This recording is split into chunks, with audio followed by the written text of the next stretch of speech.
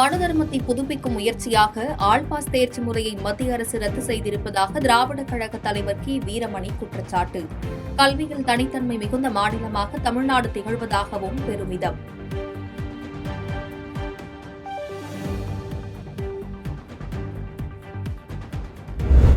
தேர்ச்சி முறையை மத்திய அரசு கைவிட்டிருப்பது தவறான நடவடிக்கை என அன்புமணி ராமதாஸ் கருத்து.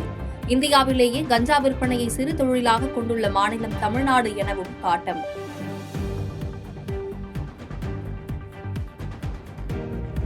மத்திய பிரதேசத்தில் இணைக்கப்பட உள்ள கென்பெட்வா ஆறுகள் அடிக்கல் நாட்டினார் பிரதமர் நரேந்திர மோடி.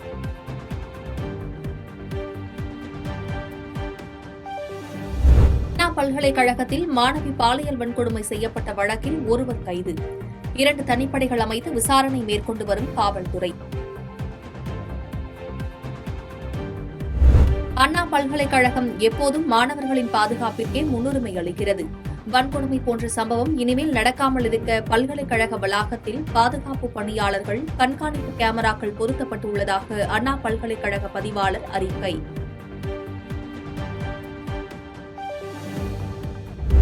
கஜகஸ்தான் நாட்டில் ஏற்பட்ட விமான விபத்தில் 42 பேர் உயிரிழந்ததாக தகவல். 72 பேர் பயணம் செய்த விமானம் கீழே விழுந்து விபத்து ஏற்பட்டதில் படுகாயம் அடைந்தவர்களுக்கு தீவிர சிகிச்சை.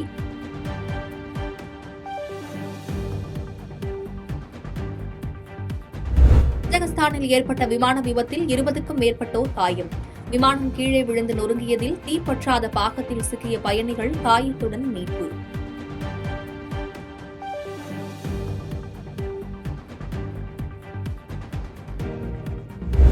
கிருஷ்ணகிரியிலிருந்து மதுரைக்கு கடத்திக் கொண்டு வரப்பட்ட 1400 கிலோ தடை செய்யப்பட்ட குட்கா பொருட்கள் பறிமுதல். கோழி தீவனம் கொண்டு வரப்படும் லாரியில் கடத்திக் கொண்டு வந்த 4 பேர் கைது.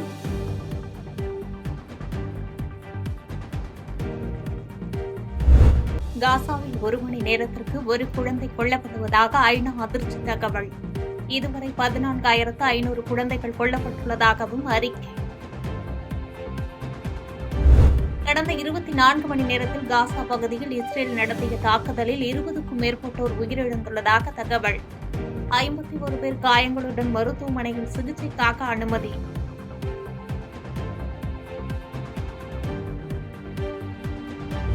அஜர்பைஜானில் இருந்து ரஷ்யாவிற்கு சென்று கொண்டிருந்த பயணிகள் விமானம் கஜகஸ்தானின் அக்தாவு அருகே கீழே விழுந்து நொறுங்கி விபத்துக்குள்ளானது. விமானத்தில் பயணிகள் உட்பட மொத்தம் 72 பேர் சென்றதாக கூறப்படும் நிலையில் அவசர தரையிறக்கத்திற்கு அனுமதி கேட்டு தரையிறங்கிய போது விபத்து ஏற்பட்டதாக தகவல்.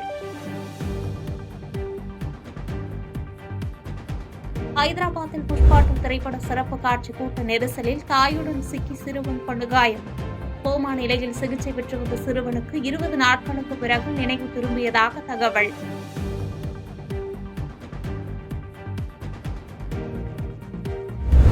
எட்டயபுரம் அருகே சாலையின் ஓரமாக நின்று கொண்டிருந்த காரின் மீது அடையாளம் தெரியாத வாகனம் மோதிய விபத்தில் 3 பேர் உயிரிழப்பு, 2 பேர் படுகாயமடைந்த விவகாரம்.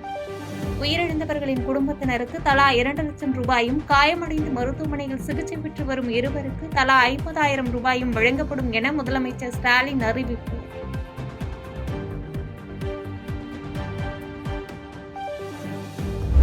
முன்னாள் பிரதமர் வாஜ்பாயின் 100வது பிறந்த தினத்தை ஒட்டி பாஜக மூத்த தலைவர் தமிழிசை சவுந்தரராஜன் அவரது இல்லம் முன்பு பாஜக கொடி ஏற்றி வைத்து மரியாதை. கிறிஸ்துமஸ் பண்டிகையை முன்னிட்டு கிறிஸ்தவ மக்களுக்கு வாழ்த்து தெரிவித்தார்.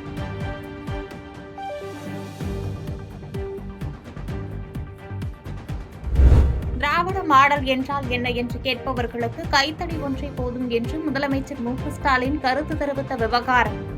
கைத்தடி கொடுத்தது பெரியார் என்றால் செங்கோலை கொடுத்து ஆட்சியை நிமிர்த்து வைத்தது பாஜக தான் என முதலமைச்சர் கருத்துக்கு பாஜக மூத்த தலைவர் தமிழிசை பதிலடி. கூட அண்ணன் ஸ்டாலின் கைத்தடியை கொடுத்தது ஆக திராவிட மாடலுக்கு இதுதான் அடையாளம் என்று சொல்லியிருக்கிறார். அது மரியாதைக்குரிய பெரியார் அவர்கள் வைத்திருந்தார்கள் என்பதில் எனக்கு மாற்று கருத்து இல்லை. ஆனா நாங்க செங்கோலை கொடுத்து ஆட்சி நிமிர்ந்து இருக்கிறது. இன்று கைத்தடியை கொடுத்து ஒரு சிம்பாலிக்காக வீரமணி அவர்கள் தமிழக அரசிற்கு இன்று இதுதான் தேவை என்று சொல்லியிருக்கிறார் என்று நான் நினைக்கிறேன். திண்டுக்கல் அருகே பல இடங்களில் விபத்து ஏற்படுத்திவிட்டு காரில் தப்பி சென்ற 5 பேர் அதிரடியாக கைது. 2 பட்டா கத்திகள் பறிமுதல் செய்யப்பட்ட விவகாரம் தொடர்பாக போலீசார் தீவிர விசாரணை.